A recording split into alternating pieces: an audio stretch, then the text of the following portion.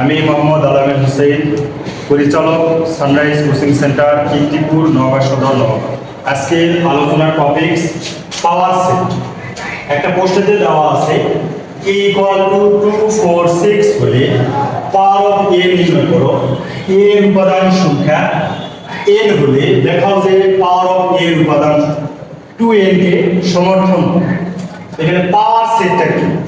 Power set হচ্ছে কোন সেটের যতগুলো উপাদান নিয়ে গঠিত সেট, সেটাই হচ্ছে তার পাওয়ার সেট। তো এখানে প্রশ্নে দেওয়া আছে A = 2, 4, 6 পাওয়ার অফ A বা A সেটের পাওয়ার সেট কি? প্রথমে মনে রাখতে হবে, আমাকে প্রথমে সেকেন্ড ব্র্যাকেট লিখতে হবে, তারপরে কি করতে হবে ফাঁকা সেট, তারপরে একটা একটা করে নিব, 2 নিব, 4 নিব, 6 নিব, তারপরে একটা করে কাজ শেষ। আমরা কয়টা করে নিব? দুইটা করে। তাহলে 2, 4, 2, 4, তারপরে 2, 6, 2, 6, দুইটা করে নেওয়া শেষ। এখন আমরা কি করব? দুইটা করে আরেকটা আছে 4, 6। এখন আমাদের দুইটা করে নেওয়া শেষ। এখন আমরা দেব তিনটা, তাহলে 2, 4, 6। এখন এখানে দেখেন প্রথমে আমি সেকেন্ড বন্ধনী ব্যবহার করছি এবং শেষেও কি করব? সেকেন্ড বন্ধনী বা সেকেন্ড ব্র্যাকেট দিয়ে আমরা ক্যালকুলেশন ক্লোজ করে দিব। এখন মনে রাখতে হবে এখানে প্রত্যেকটা উপাদানের ক্ষেত্রে আমরা কমা ব্যবহার করছি।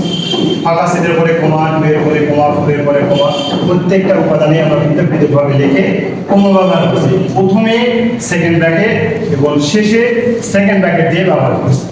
তো প্রশ্নেতে পাওয়ার অফ A নির্ণয় করো। A এর উপাদান সংখ্যা n হলে তাহলে কি লিখবো?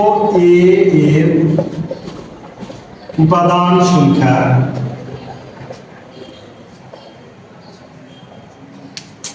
n ইকুয়াল কয়টা দেওয়া আছে? 1, 2, 3। বলছে পাওয়ার অফ A উপাদান সংখ্যা কি বলছে? 2n কে সমর্থন করে।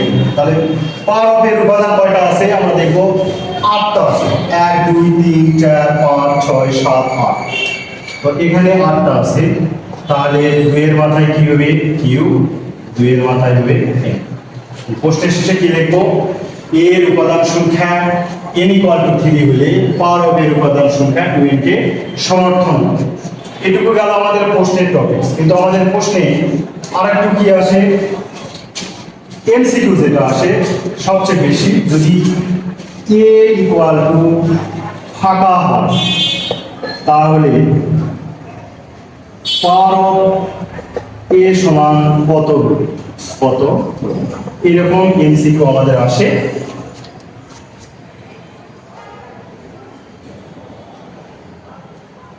তো এখানে ফাঁকা সেট যখন বলবে, ফাঁকা সেটের উপাদান সংখ্যা কি হবে? ফাঁকা সেটের উপাদান সবসময় 0। আর উপসেট যদি বলা হয় তাহলে কি হবে? 2 এর মাথায় n, তাহলে উপাদান যেহেতু 0 তাহলে 2 এর মাথায় 0 = 1। আরেকটা জিনিস হচ্ছে যে কোনো অক্ষর বা সংখ্যা, যত বড় অক্ষর সংখ্যা হোক, তার পাওয়ার যদি 0 হয় তার মান সবসময় 1 হবে। তো এখানে উপসেট আর প্রকৃত উপসেটের একটা তফাৎ আছে। যদি উপসেট বলে তাহলে আমরা কি করব? 2n এর সূত্রে ফেলবো। তাহলে 2n যদি হয়, উপসেট কয়টা হবে? যদি উপসেট 3টা থাকে তার মান কত হবে? 8 হবে। যদি উপসেট 4টা থাকে তাহলে তার উপসেট হবে কয়টা? 16টা। এখন প্রকৃত উপসেট যদি বলা হয়, যে মানই হবে যেটা বের হবে উপসেটের সাথে -1 করে দিব, তাহলে আমাদের কি হবে? প্রকৃত উপসেট বের হবে। এভাবে আমরা পাওয়ার সেট, প্রকৃত উপসেট এভাবে সঠিকভাবে সংক্ষিপ্ত পদ্ধতিতে আমরা নির্ণয় করতে পারব। ধন্যবাদ।